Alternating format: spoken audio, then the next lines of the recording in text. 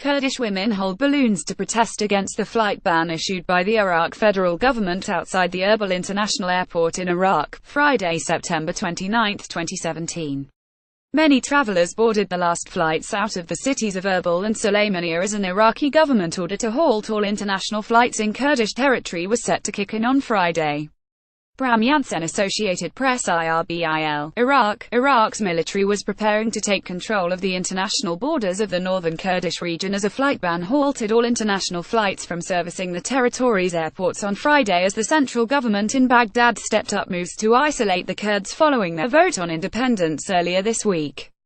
Iraqi troops now in Turkey and Iran would start on Saturday morning to enforce control over the border crossings out of the Kurdish region, Iraqi officials told the Associated Press. They will not enter the Kurdish region, but instead Iraqi customs administrators backed by the troops will set up control points just outside the Kurdish border stations, the officials said.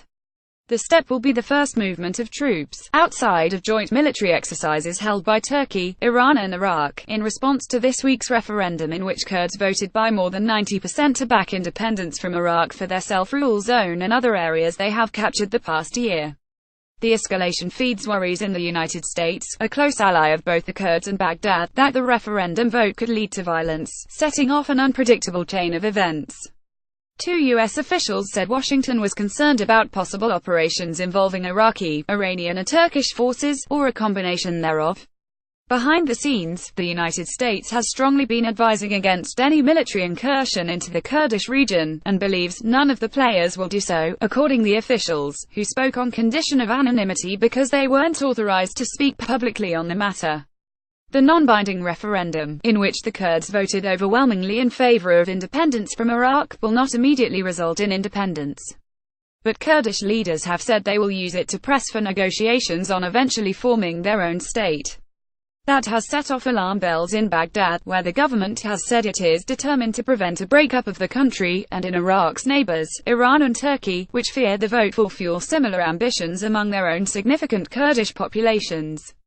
So they have moved to isolate the region. Iran on Friday announced a ban on oil imports and exports with the Iraqi Kurdish region, the state news agency announced.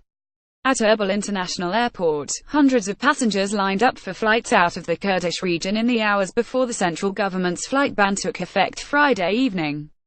Baghdad had demanded the region hand over the airport to its authority or else face a ban. Talar Saleh, the general director of Erbil International Airport, says Kurdish authorities had attempted to meet with officials from the central government to comply with the demand. But so far, up to this moment, there is no reply from Baghdad, she said at a press conference held at the airport. While Baghdad controls the airspace over the Kurdish region, immigration and security inside the airports are controlled by local Kurdish region officials and security forces. Many of the hundreds of people traveling Friday afternoon were foreigners ordered to leave the region by the companies they work for. Of course we don't want to leave, said João Gabriel Villa, a Brazilian doctor working for a non-governmental organization that helps people displaced by the conflict with the Islamic State group. We had only just arrived, he said. We could have helped many more people if we stayed. Iraqi Prime Minister Haider al-Abadi said the flight ban was not intended to hold the Kurdish region captive. Central government control of air and land ports in the Kurdistan region is not meant to staff, besiege and prevent the delivery of supplies to the citizens in the region as alleged by some Kurdistan region officials, he said in a statement from his office. Similarly, Baghdad's move to control the borders did not so far mean closing them.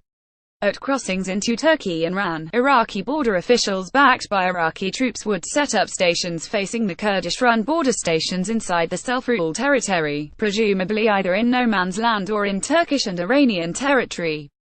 That way all traffic passing back and forth would have to go through them. The officials could also collect customs duties and taxes from those crossing. Doing so avoids direct confrontation with Kurdish forces over control while making a demonstration of central government authority. Plans for the border move were confirmed by three Iraqi officials, speaking on condition of anonymity because they were not authorized to talk about the plans. U.S.-led coalition spokesman Col. Ryan Dillon told reporters at the Pentagon on Thursday the Kurdish independence vote has diminished the military's focus on fighting The focus, which used to be like a laser beam on IS, is now not 100% there. So there has been an effect on the overall mission to defeat IS in Iraq as a result of the referendum. The loss of focus, Dillon said, is across the board, including Iraqi security forces, Kurdish fighters, known as the Peshmerga, and U.S. military planners and advisors. U.S. military planners have had to spend time to play out the what-ifs resulting from assessing the political and military implications of the referendum, he said. At Friday prayers from the holy city of Karbala, Iraq's top Shiite cleric issued his first comments following the referendum, warning the Kurdish vote will lead to internal and external reactions. In comments read by cleric Ahmad al-Safi, "The fallout will have consequences on our dear Kurdish citizens and could have more dangerous repercussions," Grand Ayatollah Ali al-Sistani said. One U.S. official said the Kurdish referendum is likely to severely set back hopes for Kurdish independence. Perhaps indefinitely. The prevailing international understanding was Kurdish independence was only a matter of time, said the official. Now, the Kurds face potentially hostile actors on their borders and nations around the world determined to prevent a declaration of Kurdish independence, and the larger crisis that would risk triggering, Abdazara reported from Baghdad.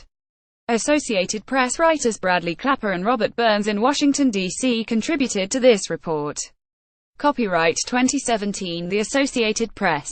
All rights reserved. This material may not be published, broadcast, rewritten or redistributed.